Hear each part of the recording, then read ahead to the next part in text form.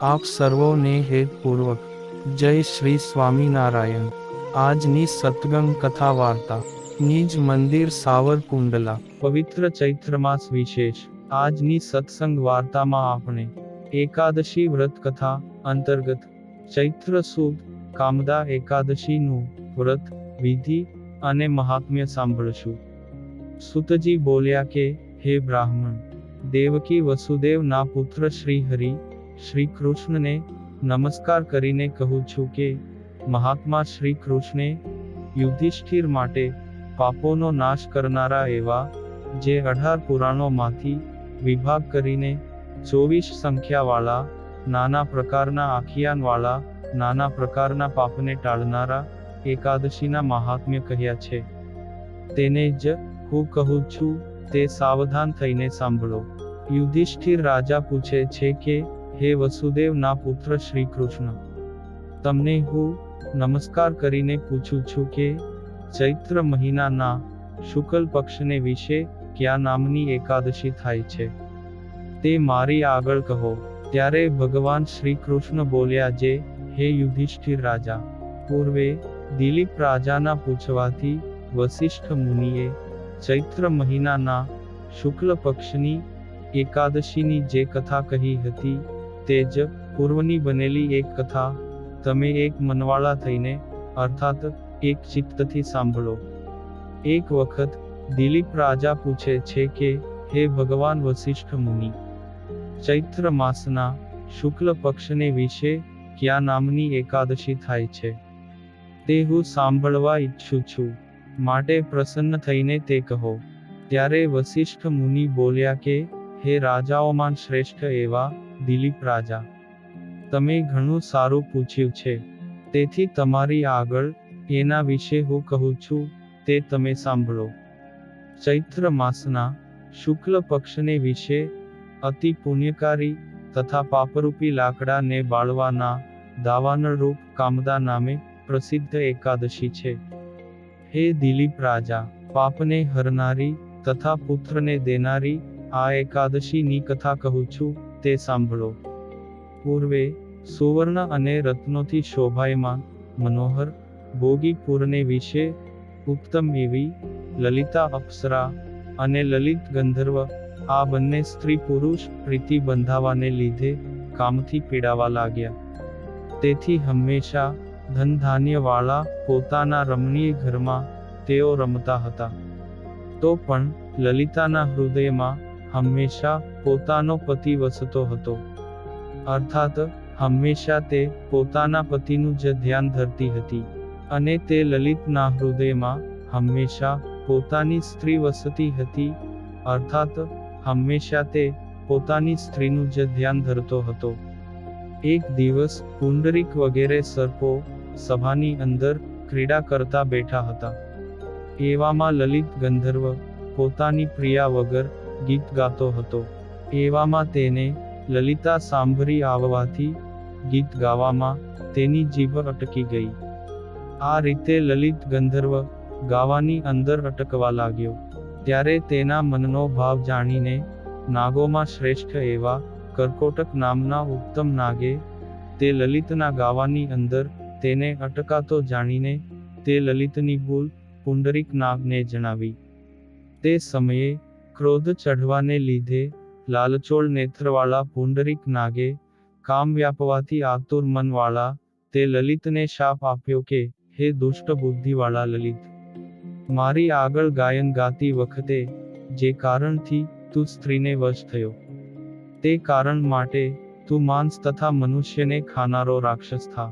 હે રાજાઓના ઇન્દ્ર દિલીપ, તે પુંડરીક નાગના આવા વચનથી તે લલિત ગંધર્વ ભયંકર મુખવાળો કદરૂપી આંખવાળો તથા દેખવા માત્રમાં જ ભય પેદા કરનારા એવા રાક્ષસ રૂપે થયો। હે રાજાઓના ઇન્દ્ર દિલીપ, તે વખતે 1 યોજન વિસ્તારના હાથવાળો ગુફાના સરખા મુખવાળો ચંદ્ર સૂર્યના જેવા નેત્રવાળો પર્વતના સરખી ડોકવાળો મોટા ભોયરા સરખા નાકના છિદ્રવાળો અર્ધા યોજનના હોઠવાળો અને 60 યોજન ઊંચા શરીરવાળો રાક્ષસ થયો। કર્મના ફળને ભોગવનારો તે લલિત ગંધર્વ એવી રીતનો રાક્ષસ થયો. ત્યારે પોતાના પતિને વિકારવાળી ભયંકર આકૃતિવાળો જોવાને લીધે મોટા દુઃખથી પીડા પામતી એવી તે લલિતા ગાંધર્વી ચિંતા કરવા લાગી કે મારો પતિ શાપે કરીને પીડાય છે, તેથી હું શું કરું અને ક્યાં જાઉં. આ રીતે મનની અંદર વિચાર કરવાને લીધે સુખ ન મળવાથી લલિતા પણ પતિની સાથે ઘાટા વનમાં ફરવા લાગી. દુઃખે કરીને જઈ શકાય એવા વનની અંદર નિર્દય, પાપમાં પ્રીતિવાળો, ખરાબ રૂપવાળો, પુરુષોને ખાનારો અને ઈચ્છા પ્રમાણે રૂપને ધારણ કરનારો તે રાક્ષસ ભમતો હતો. એ રીતે તે રાક્ષસ તડકાને લીધે પીડાવાથી દિવસ તથા રાત્રે સુખ પામતો નથી. તેથી રાત્રિ દિવસ દુઃખી થતા પતિને જોઈને તે લલિતા અપ્સરા પણ અતિ દુઃખી થઈ. આ રીતે ઘાટા વનને વિશે તેની સાથે ફરતી એવી તે લલિતા રોવા માંડી અને કેટલાક દહાડે ઘણા આશ્ચર્યવાળા વિંધ્ય પર્વતના શિખર ઉપર ગઈ. ત્યાં ઋષ્યશૃંગ મુનિના ઉત્તમ આશ્રમને જોવાથી તે લલિતા ગાંધર્વી જલ્દીથી તે આશ્રમની અંદર બેઠેલા ઋષ્યશૃંગ ઋષિ પાસે ગઈ અને વિનયથી નમીને ઊભી રહી. આ રીતે તે લલિતા અપ્સરાને નમેલી જોઈને ઋષ્યશૃંગ ઋષિ બોલ્યા કે, હે સુંદરી, તમે કોણ છો અને તમે અહીંયા શા સારું આવ્યા છો, તે મારી આગળ સાચે સાચું કહો. ત્યારે લલિતા અપ્સરા બોલી કે, હે ઋષ્યશૃંગ મુનિ, હું મહાત્મા એવા વીરધન્વા ગંધર્વની લલિતા નામની પુત્રી છું અને અહીં પતિના કાજે આવેલી છું. હે મહામુનિ, મારા પતિ શાપના દોષથી અર્થાત શાપ દેવાયાથી ભયંકર રૂપવાળા દુરાચારી રાક્ષસ થયા છે. તેને જોવાથી મને સુખ મળતું નથી, અર્થાત તેને જોવાથી મને દુઃખ પ્રાપ્ત થાય છે. તેથી હે બ્રાહ્મણ, તમે હમણાં જ મને એવું પ્રાયશ્ચિત બતાવો કે જે પ્રાયશ્ચિત કરવાના પુણ્યને લીધે મારો પતિ રાક્ષસપણાથી છૂટે.